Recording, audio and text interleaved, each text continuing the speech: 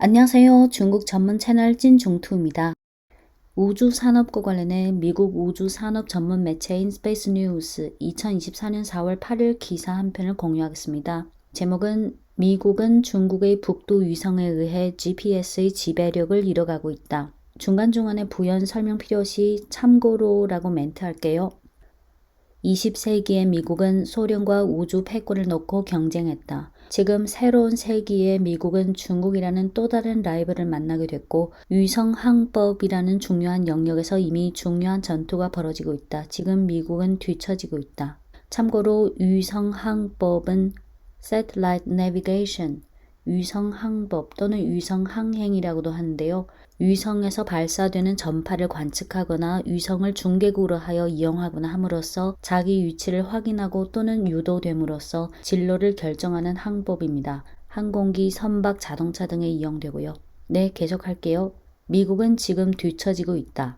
한때 GPS는 명실상부한 위성 내비게이션의 왕이자 미국 소프트파워의 핵심 도구였지만 이제는 중국의 베이도, 북두에서 유럽연합의 갤릴레오, 러시아의 글로나스, 심지어 인도의 지역 시스템인 나빅에 이르기까지 GNSS, 즉 범지구 위성 항법 시스템 경쟁자 리스트가 늘어나고 있다. 참고로 베이도, 북두는 미국의 GPS에 해당되는 중국이 독자 개발한 위성 항법 시스템의 이름입니다.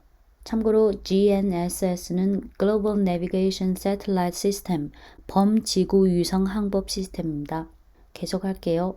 한때 GPS는 명실상부한 위성 내비게이션의 왕이자 미국 소프트파워의 핵심 도구였지만 이제는 중국의 베이도, 북두에서 유럽연합의 갤릴레오, 러시아의 글로나스, 심지어 인도의 지역 시스템인 나비게이르까지 GNSS 경쟁자 리스트가 늘어나고 있다.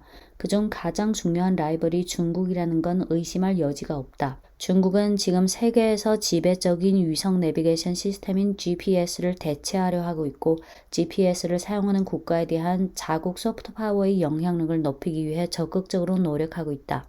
PNTAB 국가공간기반위치 항법 및 시각자문위원회는 현재 GPS의 능력은 중국의 북두에 비해 상당히 떨어져 있다고 경고했고 미국이 향후 10년 동안 PNT, Positioning, Navigation, Timing, PNT에서의 리더십을 되찾을 것을 촉구했다.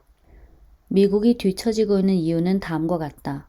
중국과 EU가 GNSS 범지구 위성 항법 시스템에 막대한 투자를 하고 있는 반면 미군은 GPS를 미미하게 개선하고 있을 뿐이다. 미국은 현재 1990년대의 GPS 위성을 새로운 GPS-3 위성으로 교체하고 있다. 그러나 GPS-3는 선구적인 기술이 아니다. 원래 2014년 발사 예정이었던 이 위성은 GPS-2에 비해 1에서 3m 업그레이드된 정확도와 같은 중간 정도의 개선만 제공한다. 이것은 갤릴레오가 제공할 수 있는 것보다 적다. GPS-3의 뒤를 이어 GPS-3F가 출시될 예정이며 이는 최초의 완전한 디지털 내비게이션 페이로드와 같은 추가 기능을 제공할 것으로 예상된다. 그러나 GPS-3F가 완성되려면 2030년대 중반까지 걸릴 수 있다. NTS-3로 알려진 미군의 차세대 PNT 시스템은 아직 R&D 단계에 불과하며 빠르면 2024년 말에 첫 번째 시험 위성이 배치될 예정이다. NTS-3가 완전히 작동하기까지 얼마나 걸릴지는 불분명하다. 미국의 GPS에 비해 중국의 북두의 장점은 다음과 같다. 궤도에 56개 위성이 있는 중국의 북두는 지금 GPS의 거의 2배 크기다. 또한 10배 이상의 모니터링 스테이션이 있으며 다수는 개발도상국에 있다. 북두의 더 큰 크기는 GPS에 비해 중요한 강점이다.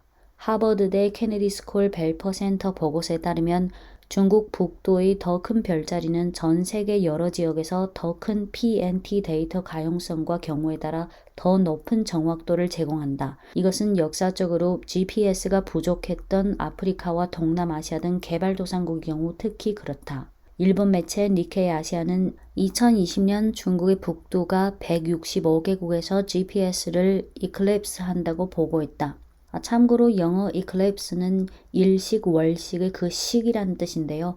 여기서 비유적인 표현으로 중국의 북도 위성이 165개국을 다 커버하고 있다는 뜻입니다. 계속할게요. 중국은 또한 지구 저궤도 LEO, 지구 저궤도 별자리를 발사하고 새로운 관성 센서와 양자 항법과 같은 미래 기술을 고현해 북도의 정확성, 보안 및 신뢰성을 더욱 강화하려는 야심찬 계획을 갖고 있다. 비미국 위성 항법 파워의 리스크는 다음과 같다. 미국 입장에서 볼 때 중국의 이른바 우주 실크로드, 즉 우주 정보 회랑은 상당한 리스크를 내포하고 있다. 가장 큰 우려는 지배적인 글로벌 위성 운항 서비스로서의 GPS의 지위를 대체하는 과정에서 주요 지역에서 미국의 정치적, 경제적 영향력을 약화시킬 것이라는 점이다. GNSS의 지배력을 확립하면 글로벌 인프라에 대한 중국의 지배력이 강화되어 다양한 지역에서 중국의 기술, 인프라, 서비스 및 외교에 대한 새롭고 강력한 의존도가 형성될 것이다. 북도의 통합 기술이 국가의 인프라와 경제에 더욱 깊숙이 자리 잡으면서 미국의 영향력을 희생시키면서 중국의 영향력은 커질 것이다. 미국은 희토류 광물 등을 놓고 강대국 경쟁이 치열해지고 있는 아프리카 등 주요 전략 지역에서 이미 영향력을 잃고 있다. 중국 북도 시스템의 핵심은 특히 개발도상국에 중국이 제공하고 있는 지상 모니터링 스테이션과 연속 작동 기준국을 설치하는 것이다. 벨퍼센터 보고서에 따르면 사하라 사막 이남의 11개국이 이미 중국의 기준국을 받았고, 그리고 사우디아라비아, 파키스탄, 인도네시아, 미얀마 등 4개국은 설치를 승인했다. 참고로 기준국은 GPS 측량에서 정확히 좌표가 결정되어 있는 점입니다. GPS 측량에서 기선들은 기준국의 위치를 기준으로 이동국으로 계산되기 때문에 기준국은 전체 GPS 측량의 정확도를 좌우하게 됩니다. 네, 계속할게요.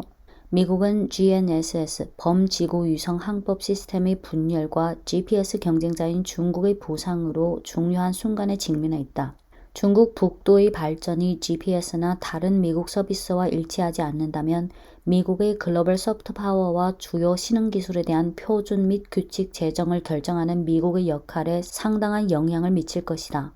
미국은 GPS를 업데이트하기 위해 노력하고 있지만 이미 글로벌 PNT 데이터 가용성 측면에서 북도에 비해 현저히 불리한 위치에 있으며 이제 곧 전반적인 정확도, 신호 강도 및 보안 측면에서 중국 북도에 뒤처질 수 있다. 미국은 지구 저궤도 통신 위성을 탑재한 상호 파트너의 수가 증가하고 있으며 이는 효과적인 GPS 대안이 될 수 있지만 공공 GPS 대신 영리 목적의 GPS에 의존하는 데는 결정적인 단점이 있으며 그중 가장 중요한 것은 비용이다. 미국의 GPS 혁신을 우선시하기 위해 신속하게 움직이지 않는다면 기술적 힘의 균형이 중국 쪽으로 옮겨갈 수 있다. 네, 이상입니다.